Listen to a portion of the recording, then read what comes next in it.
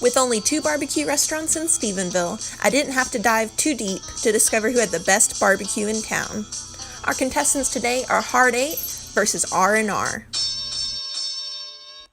Both restaurants offer regular and jalapeno sausage, making it the perfect opportunity for comparison.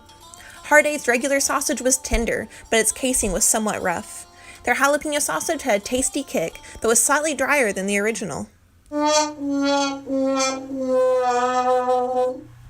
Now R&R's regular sausage was juicy, tender, and gentle. Their jalapeno sausage was just as juicy, but with a hint of spice. Being a Texan, I am all about the jalapeno pepper, but this time the original version was preferred. Between the two, R&R won this round. Hard 8's sliced brisket was tender and very easy to cut, with the perfect amount of fat, but it was slightly dry, making barbecue sauce a requirement. R&R's brisket was just as easy to cut, but was very chewy and extremely dry. Though neither restaurant's brisket was praiseworthy, I'm gonna have to side with Hard 8's.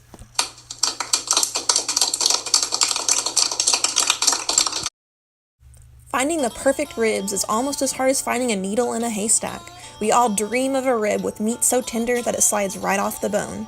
Spoiler alert, you won't find that in Stephenville, Texas. My experience with Hard 8's pork ribs was like Dr. Jekyll and Mr. Hyde. The top half of the rib was cooked perfectly with mouth-watering flavor, but when I turned to bite the other side, I was instantly disappointed. It was dry and almost impossible to tolerate. They were on the right track to being perfect, but so was O.J. Simpson, and look where that got him.